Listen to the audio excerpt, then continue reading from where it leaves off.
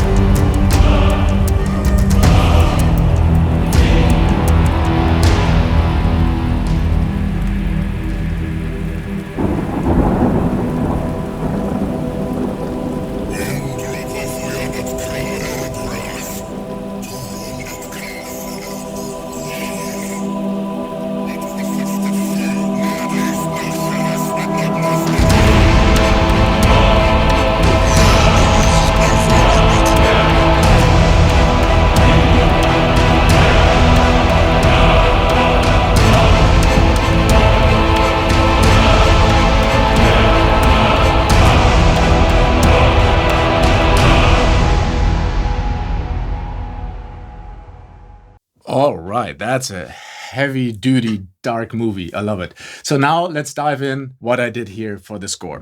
So we start with this section in the beginning. We see this like beautiful structures over there. And first we have to just set the mood, right? This is not a springtime movie. This is a dark scenery. So I chose mainly from the darkest and most sound designy presets of our plugins. Let's take a look. Here's the strings sound, one of the Brahms we have.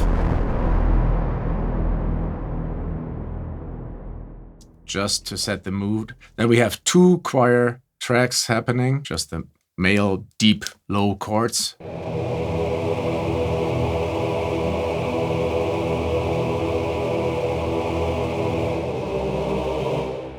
There's a nice switch of harmonies in there. And then a second choir sound, just adding some spookiness on top.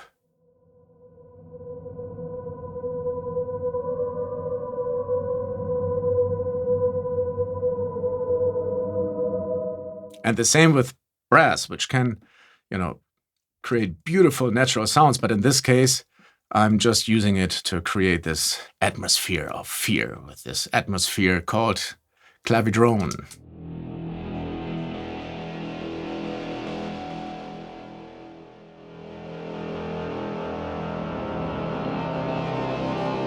So all of those together create this like really dark texture.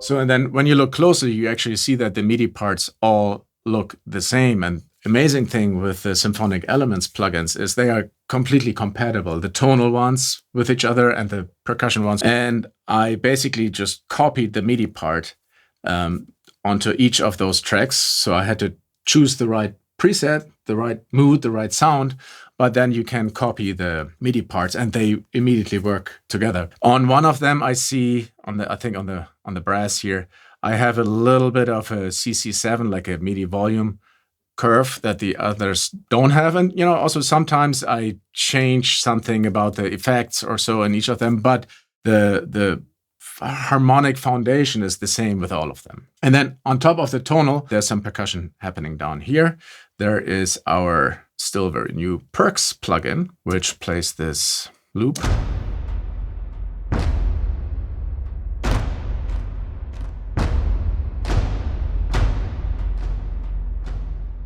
So this is already big and slow and heavy, but it wasn't big and slow and heavy enough. So I actually used our drums plugin and did something special here and added some single short sounds. And I'm just playing these accents,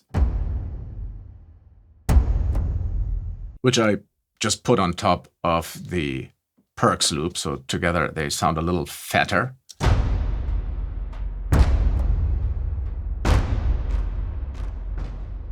So let's listen to that whole section and then move on to the next one.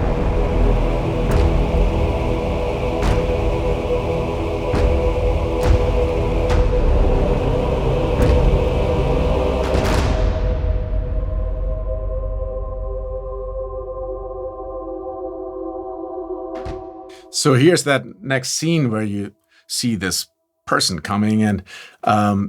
Because I know already what happens next, where you see the army, I decided to take an approach by going really sparse and quiet. So then we have a bigger contrast once we see the army. And I'm actually only playing one choir patch here, Underwater Angels. And it sounds like this.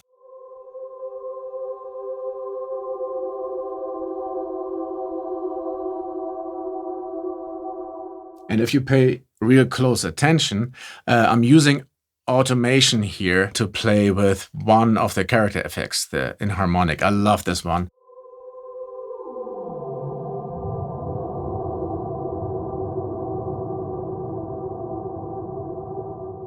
So the enharmonic effect does this super spooky thing, but I'm using it very subtly. It's just like a little bend. So let's listen to this again, and then we go to the next section.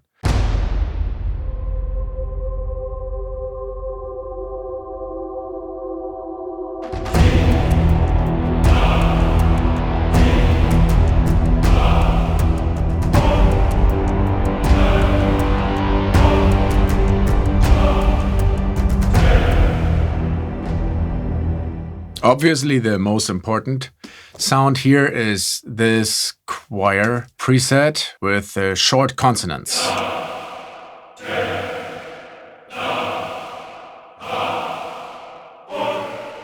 You hear a little bit of a sizzling underneath. This is something I changed just for this specific scene here. I added some distortion in the background just to make it more brutal. And then together with that, I'm playing two strings patches. One is a very straightforward sustain, just to make it a little more cinematic in the background.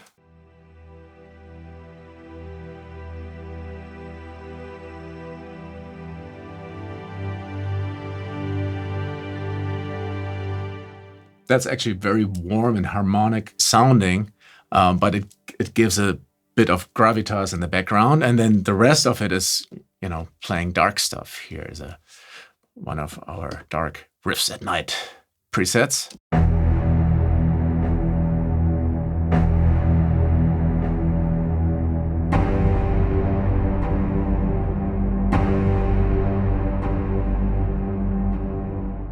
And then, of course, we have brass involved too, just to give it some more gravitas.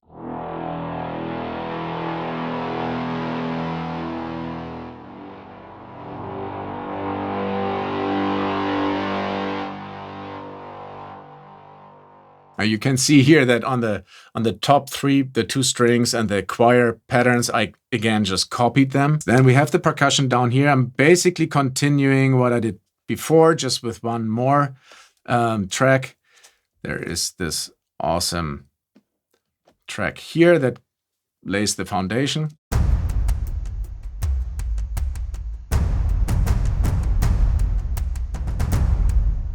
And now I use both other tracks that I used before, but now I use both of them to just add accents on top. And the same here. So just the percussive stuff alone is already like a big wall of sound.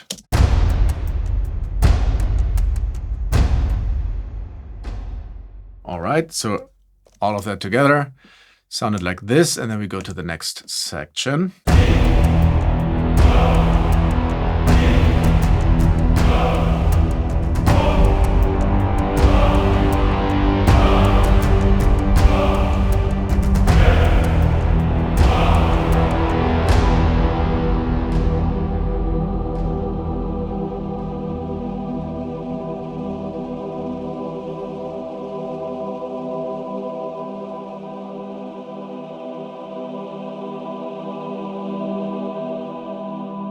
So in this section, I actually leave space to the sound and the voice of the movie, which we didn't hear. So I'm going minimal again. This time, not just playing one patch, but 3 suspenseful patches, all choir patches on top of each other.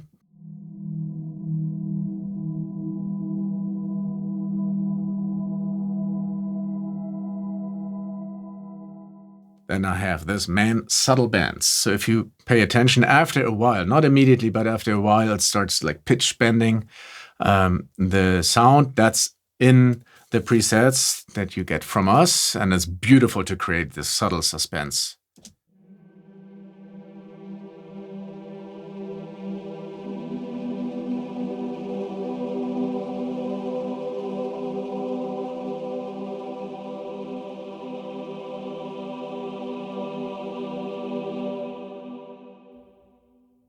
Right, very subtle, but it creates this uneasiness. And talking about uneasy, the 3rd choir patch is called Uneasy Thoughts, and it sounds like this.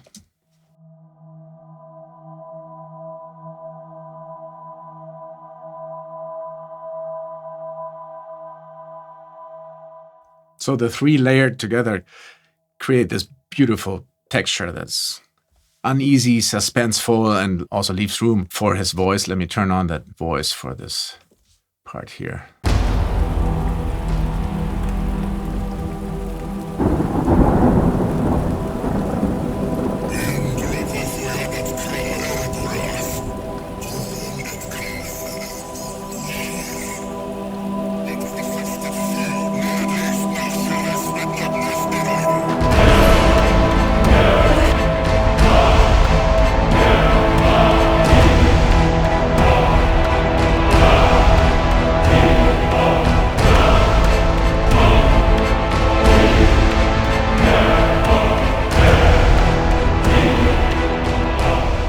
Okay, so for this final section, we're building up and sneaking in some more traditional orchestral sounds, like, for example, these string arpeggios here.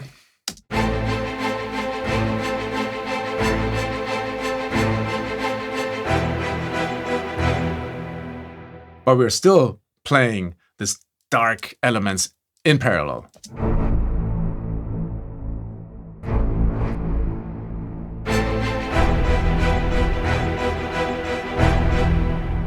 Then we have big brass here.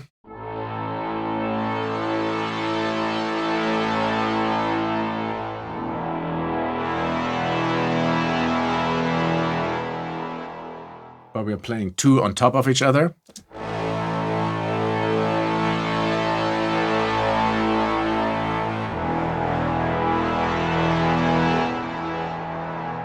And now lots of choir, like three tracks of choir. One is short consonants again.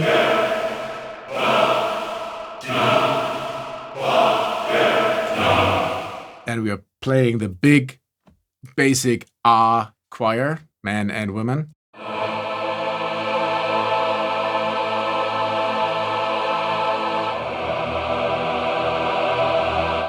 Then I keep this uneasy thoughts track hanging.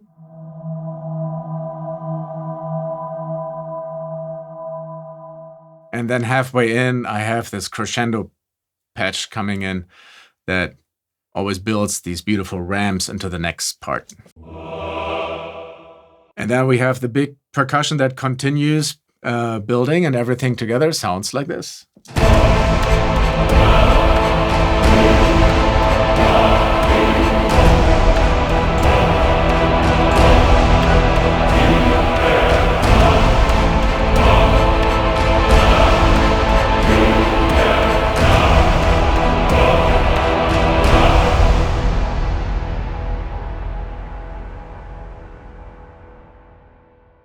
All right, that's it. I hope you enjoyed that little walkthrough. I think it shows how well all the plugins work together, and the tonal ones that you can even, copy MIDI parts.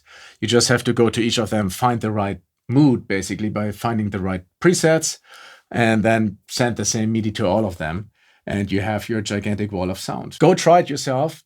Get the plugins, use them for free for a few days, and hear for yourself. Have fun.